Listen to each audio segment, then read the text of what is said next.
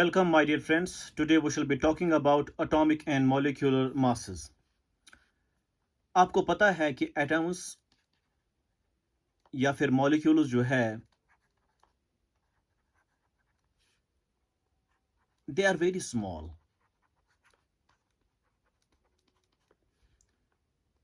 Even they can't be seen. Even can't be seen by ultra microscope. Ultra microscope. Rather by STM. That's called scanning tunneling microscope. Scanning tunneling microscope. Scanning tunneling microscope से हम इन atoms को देख सकते हैं या इनका idea लगा सकते हैं। अल्ट्रा माइक्रोस्कोप की बात ही नहीं है, उतने ही छोटे हैं। Since they are very small, obviously उनका जो मास है that will be negligible, that will be very very small, that's very small. तो जब मास वेरी स्मॉल है, इसका मतलब यह हुआ इट्स इमेजरेबल, हम इसको मेजर नहीं कर सकते, इसको मेजर नहीं कर सकते थे by ordinary techniques. By ordinary techniques we could not measure the mass of atoms. Since they are very very small, they can't be seen even by ultra microscope, but they can be seen or have an idea of by means of scanning tunneling microscope. However, अब हमारे पास technique available है, and that is the mass spectrometry. Mass spectrometry एक ऐसी technique है, spectrometry एक ऐसी technique है, एक ऐसा जो इंस्ट्रूमेंट है जिसकी वजह से हम मास ऑफ एटम्स निकाल सकते हैं प्रिसाइजली। लेकिन ये अब की बात है, nowadays.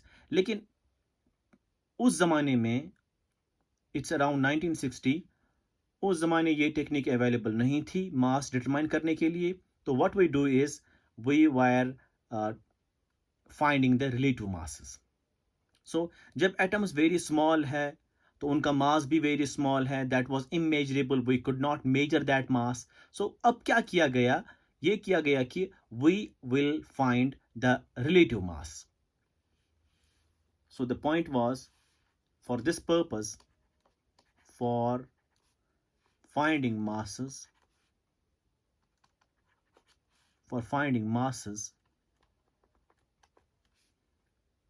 relative mass was considered.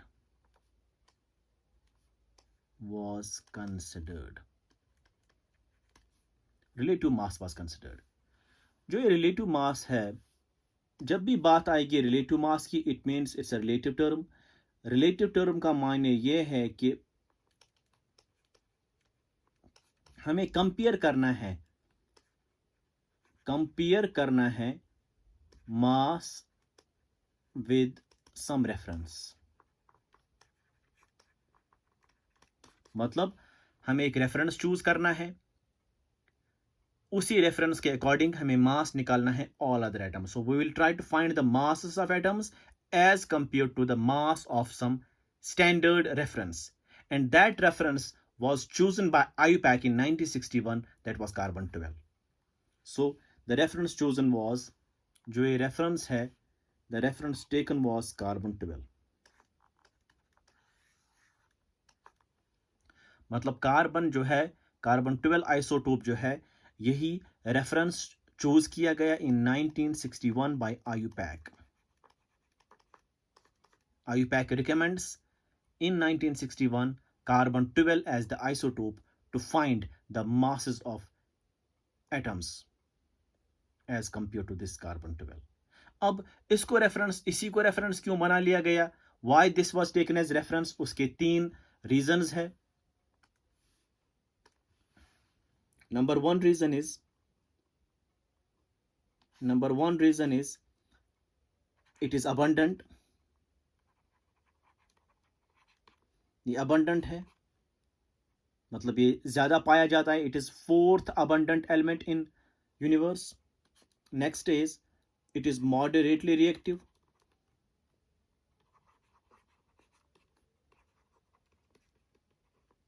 मतलब ना ज्यादा ये मोस्ट रिएक्टिव है,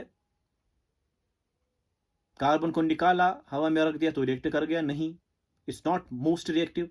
it is not least reactive, ये लीस्ट रिएक्टिव भी नहीं है, ये मॉडरेटली रिएक्टिव है. इस वजह से नंबर थर्ड इज इसका जो आइसोटोप्स बाकी हैं, इट्स आइसोटोप्स जो हैं लाइक कार्बन 13 या फिर कार्बन 14, इसके reference they are negligibly small, negligibly small. मतलब आपका जो अबंडेंस इसका है that is around 99%, great more than 99%. Carbon 12 का, carbon 12 it's around more than 99%, और बाकी जो बचा 1% से लेस दैट इज दिस. इसका मतलब it's highly abundant, it's highly abundant in earth crust, in earth in universe, but इसका जो कंटेंट है इस कार्बन 12 का that's around 99%, more than 99%, but in case of these two they are negligibly small. So its isotopes are negligibly small, that's why this was chosen as reference. It's abundant element and it's not most reactive, it is not least reactive, it is moderately reactive. इन तीन reasons की वजह से carbon 12 को consider किया गया as reference bye IUPAC इन 1961. अब जब reference choose किया गया कि इसका मास जो है वो पता होना चाहिए, सो मास वाज असाइन्ड एज, इसका जो मास है वो असाइन किया गया, mass of C12 atom was taken as 12 AMU. So IUPAC ने जब रिकमेंड किया कार्बन 12 आइसोटोप को एज रेफरेंस, तो उसका मास जो असाइन किया गया that was 12 AMU. What is AMU? AMU is actually atomic mass unit. AMU is actually atomic mass unit. इसको अब बोलते हैं now called unified mass. मतलब इसको रिप्लेस किया गया by means of unified mass, उसका सिंबल है U. Now called unified mass, that is U. अब from this you can easily find one AMU. तो एक AMU कितना होगा? तो एक AMU कितना होगा अब? So one AMU will be equal to mass of carbon 12 atom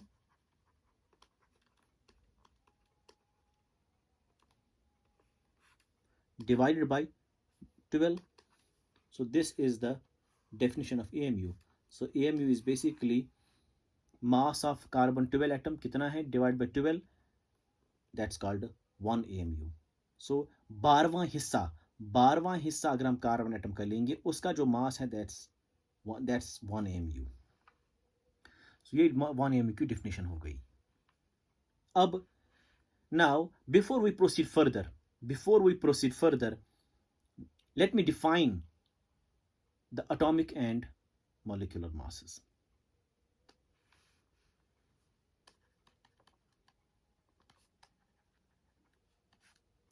अब एटॉमिक मास जो है अभी जो बात हो रही थी दैट वाज अबाउट रेफरेंस, क्योंकि वो एटम्स एंड मॉलिक्यूल्स बहुत छोटे थे, दे आर वेरी स्मॉल, उनका मास भी बहुत कम था, बहुत ज़्यादा कम था, तो दैट वाज इमेजरेबल, हम वो मेजर नहीं कर सकते थे at that time.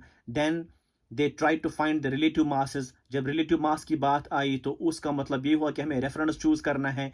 IUPAC in 1961 recommends carbon 12 as the reference. वो क्यों रेफरेंस चूज किया वो भी हमने बता दिया, बिकॉज उसके 3 रीजंस हैं.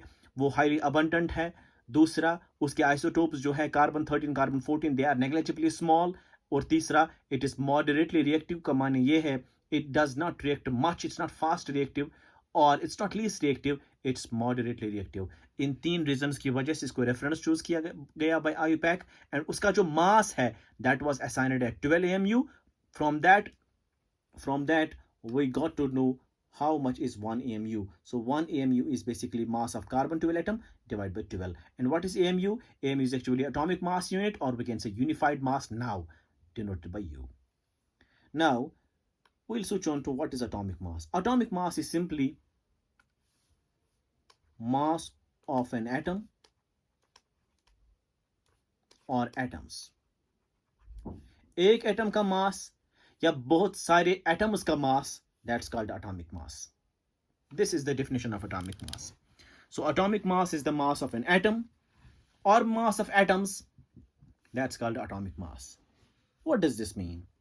देखिए, अगर आपके पास और जो ये मास है, this is expressed in 2 units. Expressed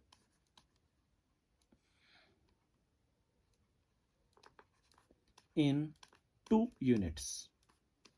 हम इसको, इस मास को, एटॉमिक मास को 2 यूनिट्स में एक्सप्रेस करते हैं. दैट इज, एक यूनिट है इसमें ग्राम्स पर मोल, एक यूनिट है ग्राम्स पर मोल, और दूसरा यूनिट जो है दैट इज AMU, और वी कैन से U. अगर आपको कंफ्यूजन होगा इसमें, हम लिखेंगे और U. It is not per. So gram per mole is 1 unit in which atomic mass is represented. AMU or U is the second unit in which atomic mass is expressed. So mass of an atom, एक atom का मास या फिर बहुत सारे atoms का मास, mass of an atom or atoms, we call that atomic mass. This atomic mass is expressed by 2 units. Number 1 is gram per mole, एक unit ये है. दूसरा यूनिट है AMU वाला यूनिट, और simply unified mass U. What is the difference between the 2 units? Let me tell you. अगर हम मास निकालेंगे, अगर हमारे पास मास निकालेंगे of mass of Avogadro's number of particles, वो कितना होता है 6.023 इंटू 10 टू पावर 23 एटम्स. इसको बोलते हैं एवोगाड्रोस नंबर. अगर हम इतने एटम्स का मास निकालेंगे, that's called atomic mass. Why atomic mass? Because it is the mass of atoms. I told you, mass of an atom or mass of atoms is called atomic mass. आप देख सकते हैं यहाँ mass of an atom और mass of atoms. यहाँ पे मैं atoms ले रहा हूँ. So कितने atoms ले रहा हूँ? इतने atoms ले रहा हूँ. So if I take Avogadro's number of atoms, उनका जो mass होगा, that's called atomic mass, but that is represented in grams per mole. Grams per mole. This is very important. So जब भी हम बात करेंगे atomic mass expressed in gram per मोल, उसका मतलब ये हुआ it is the mass of Avogadro's number of atoms. ये एक डिफिनेशन हो गई. दूसरी, अगर हम मास निकालेंगे इतने एटम्स का नहीं, खाली एक एटम का, single atom, mass of single atom अगर हम लेंगे, that's again called atomic mass. Why? Because mass of an atom है definition. Mass of an atom और एटम्स, एटम्स कितने लिए मैंने अभी, एवोगाड्रोस नंबर ऑफ एटम्स. उस वक्त जो यूनिट आ रहा है दैट्स ग्राम पर मोल. अगर मैं लूंगा खाली एक atom, the unit is AMU. So what we can write is mass of one atom is equal to atomic mass, but expressed in AMU or U. This is the definition. This is the difference. So अगर आप मास लेंगे खाली एक atom का, इसका मतलब ये atomic mass हुआ, लेकिन इसका यूनिट होगा AMU या U. अगर आप मास लेंगे एवोगाड्रोस नंबर ऑफ एटम्स का, वो भी एटॉमिक मास कहलाएगा, लेकिन उसका यूनिट होगा ग्राम पर मोल, बिकॉज एक मोल होता है Avogadro's number of particles. This is the definition of atomic mass in terms of gram per mole and AMU. I hope you understand this. This is very important. Now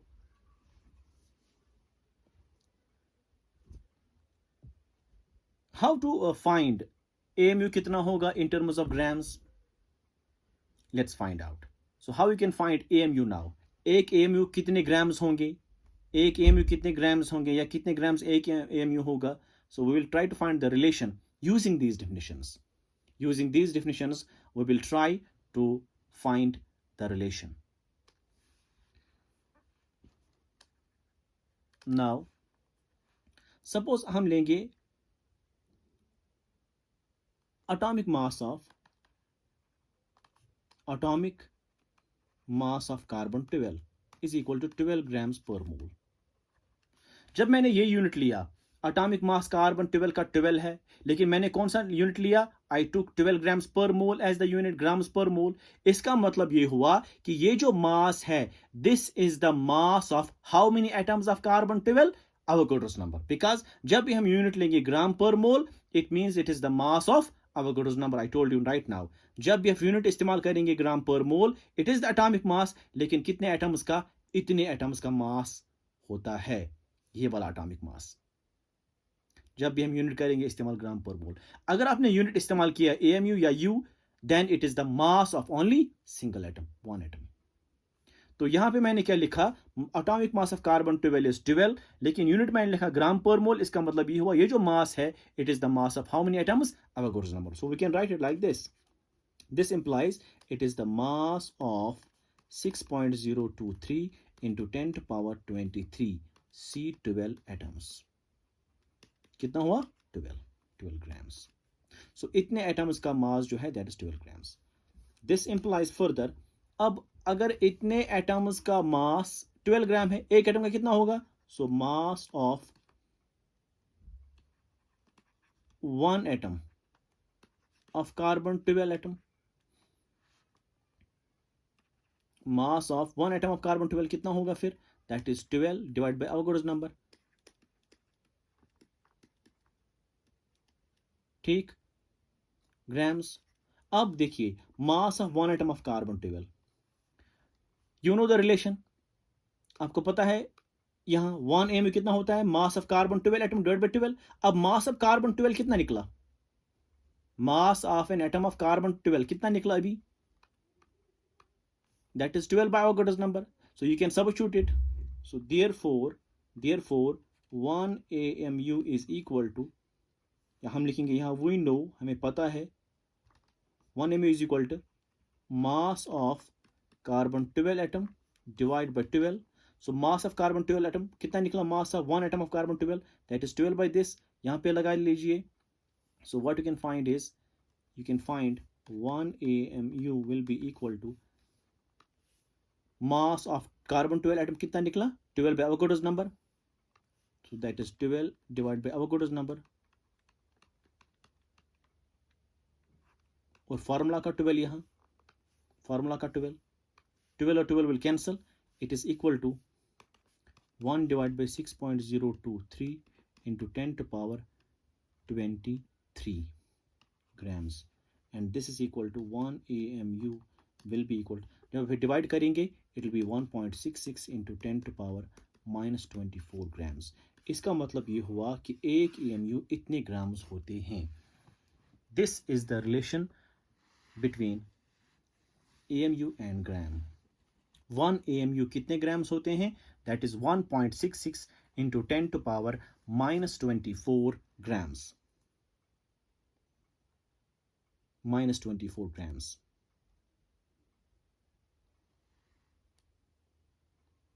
So अगर आपको convert करना होगा mass in grams or AMU, you can use this relation.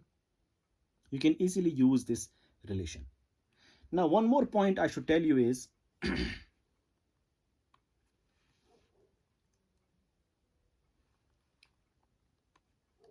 वो ये कि atomic mass अगर किसी element का भी निकालेंगे आप, atomic mass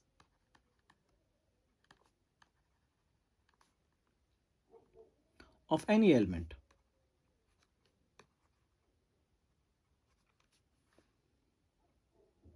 possess same value,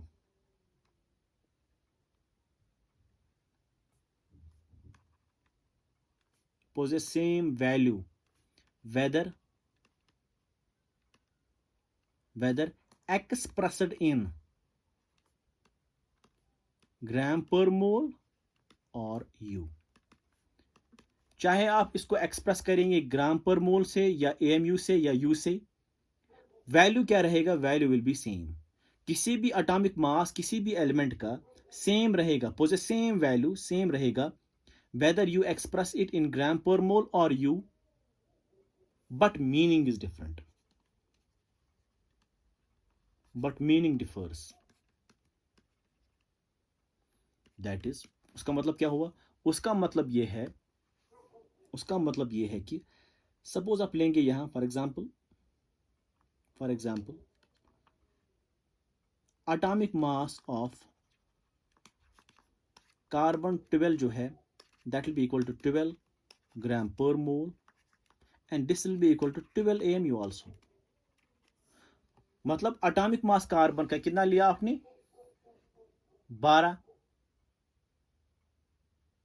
ग्राम पर मोल, और यही एटॉमिक मास जो है आपने एक्सप्रेस किया AMU में, ये भी 12 है। मतलब वैल्यू जो है value is same. So atomic mass किसी भी एलिमेंट का, आपने कौन सा एलिमेंट लिया यहाँ? कार्बन 12 लिया, इसका जो वैल्यू है that is same, possess same value 12 whether you express it in grams per mole और AMU। आपने इसको AMU से एक्सप्रेस किया या U से एक्सप्रेस किया, या U से, because it is the same, you have it is only the replacement, it is the value is the same, so unit is the different.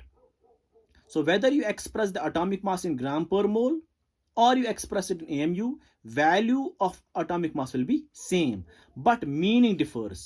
Meaning means अगर आपने यहाँ यूनिट लिया 12 grams per mole, it means this is the atomic mass of Avogadro's number of atoms and this is the atomic mass of single atom, जो मैंने पहले बता दिया आपको ये चीजें। ग्राम पर मोल इस्तेमाल करें, it is the atomic mass of इतने atoms, Avogadro's number of atoms, and अगर आप AMU इस्तेमाल करेंगे it is the mass of single atom. How can you prove this result? ये सेम है। Let's have a proof. So हम यहाँ पे प्रूफ लिखेंगे इसका। सपोज हम लेंगे atomic mass of carbon 12 is equal to 12 grams per mole. जब आप लेते हैं 12 ग्राम्स पर मोल, इसका मतलब ये हुआ कि it is the mass of Avogadro's number, so we can write it implies it is the mass of 6.023 into 10 to power 23 C12 atoms। कितना है? 12 ग्राम्स। दिस इंप्लाइज एक एटम का कितना मास होगा? Mass of 1 atom of C12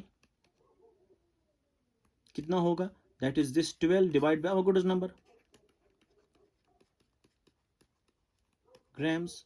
ठीक, this is equal to 12 into 1 divided by Avogadro's number is basically 1.66 into 10 to power minus 24 grams, and this is equal to 12. What is this equal to?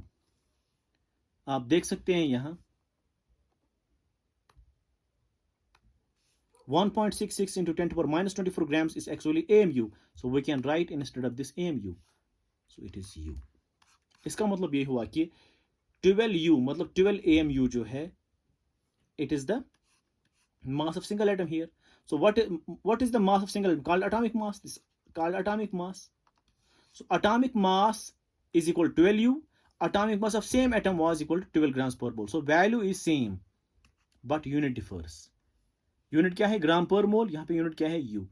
And meaning is different actually. So value is same whether you express the atomic mass of this carbon 12 in gram per mole or U. Value is same, but meaning is different. 12 grams per mole here means it is the mass of Avogadro's number of atoms, and 12U here means it's the mass of single atom. Now अगर आपको convert करना है तो आप एक general equation इस्तेमाल कर सकते हैं। You can use general equation, that is mass in AMU is equal to actual mass in grams divided by 1.66 into 10 to power minus 24। ये आप इस्तेमाल कर सकते हैं। अगर आपको मास AMU में निकालना होगा तो एक्चुअल आपको मास ग्राम्स में दिया है, उस ग्राम्स को डिवाइड करना है 1.66 इन 10 to power minus 24 ग्राम्स इससे, तो you will get mass in AMU। For example actual mass जो है, for example actual mass of hydrogen is 1.67 into 10 to power minus 24 grams. This is the actual mass of hydrogen। ठीक, आपको ये mass निकालना in AMU। Therefore mass in AMU is equal to, actual mass ये है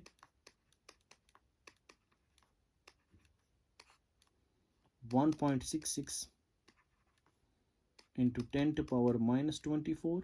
ये जब divide करेंगे आप, इट विल बी 1.008 U। ये ही वो रिलेटिव मास है जो आप निकालते हैं। सो मास ऑफ हाइड्रोजन एटम कितना होता है 1, this is actually in U, AMU। Actual mass ये है। सो एक्चुअल मास क्या है एटम का इन ग्राम्स, उसको डिवाइड कीजिए 1.66 इंटू 10⁻⁻24 से, जो मास निकलेगा that will be in AMU, that will be in AMU। सो 1 हम लिखते हैं मास। इस तरीके से जो है आप AMU डिफाइन कर सकते हो। AMU की कितनी डिफिनेशन हो गई, एक डिफिनेशन ये हुई AMU की, that is it is the atomic mass of single atom. Atomic mass of single atom is expressed in AMU, and 1 AMU किसके बराबर होता है, mass of carbon 12 atom divide by 12, ये पहले डिफिनेशन। उसका वैल्यू कितना होता है, वैल्यू होता है 1.66 इन 10⁻⁻24 ग्राम्स, इतना वैल्यू होता है। अब अगर आपको कन्वर्ट करना होगा मतलब मास इन ग्राम्स को कन्वर्ट करना होगा मास इन AMU, तो you can use this relation, mass in AMU is equal to actual mass in grams divided by 1.66 into 10⁻⁻24, you can get it। इस तरीके से जो हाइड्रोजन का मास निकला that is 1 U or 1 AMU। Similarly, you can find the mass of other atoms by putting here actual masses. For example, we have atomic masses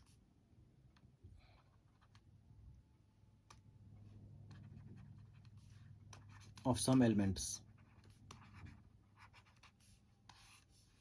हमारे पास hydrogen है, इसका मास है 1, helium is having 4 mass, lithium is having 7, beryllium is having 9, boron is having mass 11, carbon is having 12, nitrogen is having 14, then oxygen is having 16, nitrogen, oxygen, fluorine is having 19, neon is having 20, neon के बाद आता है sodium, that is 23, then there is magnesium, it's 24, then there is silicon, इसका है 28,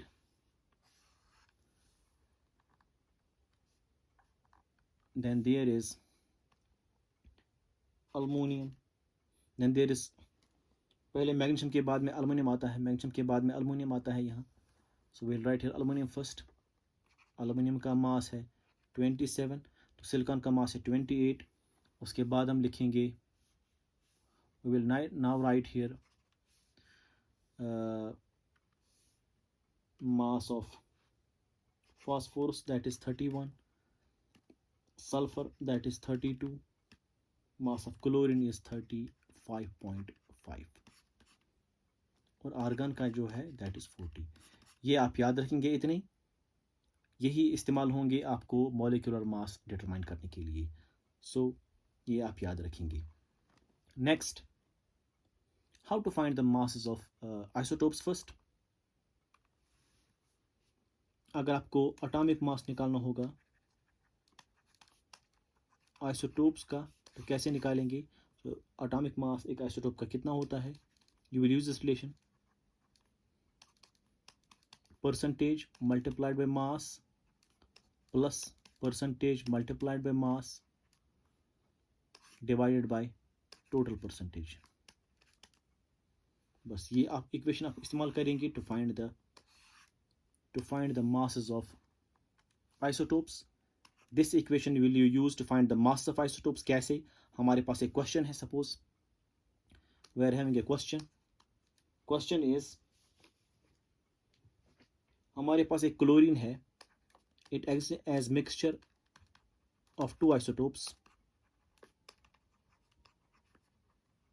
विज, एक isotope है chlorine 37, उसकी percentage दी हुई है दैट इज 25%, एंड क्लोरीन 35 है दूसरा आइसोटोप, इसकी परसेंटेज है 75%। आपको निकालना है क्लोरीन का मास। तो कैसे निकालेंगे? You will use this relation. So आप निकालेंगे atomic mass of Cl is equal to percentage multiplied by mass plus percentage multiplied by mass whole divide by total percentage. यही इक्वेशन आप इस्तेमाल करेंगे। सो परसेंटेज मल्टीप्लाई मास, तो percentage इतनी है 25, मास कितना है इसका 37, प्लस परसेंटेज कितनी है 75, मल्टीप्लाई मास कितना है इसका 35, whole divide by total percentage कितनी होगी 100। सो इसका जो मास आता है दैट इज 35.5।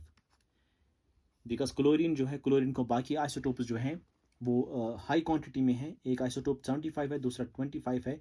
अगर आप कार्बन 12 का लेंगे उस वक्त उसका जो है 99 से ज़्यादा कार्बन 12 ही होता है, और कार्बन 13 कार्बन 14 बहुत कम मकदार में होते हैं। तो इस तरीके से आप निकाल सकते हैं आइसोटोप्स का मास। अगर एक और प्रॉब्लम ले सकते हैं, you can take one more problem. So हमारे पास क्वेश्चन है। सो द क्वेश्चन इज, आपके पास सपोज हाइड्रोजन है। Suppose you have X% of H11, Y% of H12. Find mass of hydrogen। ठीक है, तो हाइड्रोजन के दो आइसोटोप्स है, एक है H11 दूसरा H12, प्रोटियम ड्यूटेरियम। तो इसकी परसेंटेज X% है, इसकी परसेंटेज Y% है। आपको निकालना है mass of hydrogen. So you can easily find. So mass of hydrogen जो है that will be equal to percentage कितनी है x मल्टीप्लाइड मास कितना है 1, बिकॉज नीचे वाला एटॉमिक नंबर होता है, ऊपर वाला मास होता है।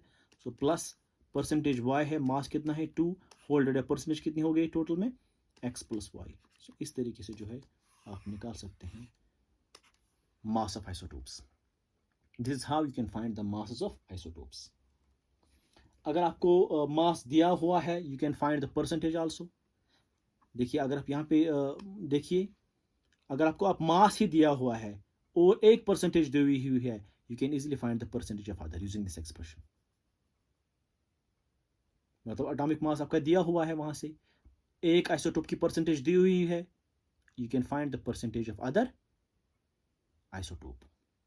ये क्वेश्चंस भी आप कर सकते हैं। So I hope you understand this. Now molecular mass कैसे निकालेंगे आप?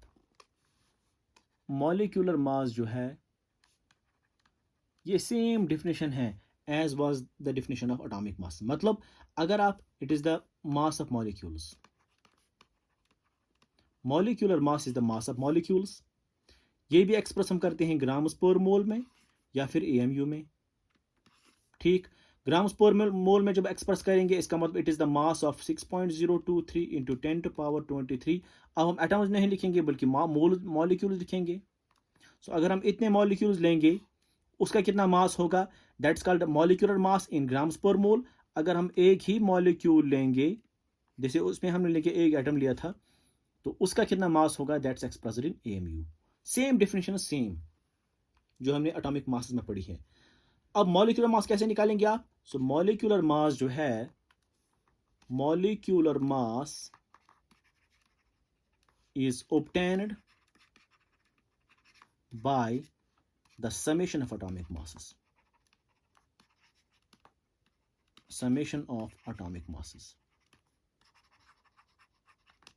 आपको एटॉमिक मास को सम करना है तो मॉलिक्यूलर मास निकलेगा।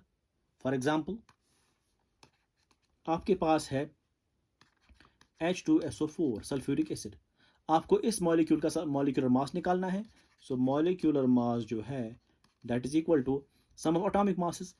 हाइड्रोजन का मास कितना है, एक है, कितने हैं, दो है, प्लस सल्फर का मास कितना है 32 है, ऑलरेडी बता दिया गया, आप देख सकते हैं previous slide, that is here. Hydrogen का मास एक है, ऑक्सीजन का, सल्फर का मास कितना है, सल्फर का मास 32 है, तो ऑक्सीजन का मास 16 है। आप यहाँ पे पुट कर सकते हैं ये चीजें।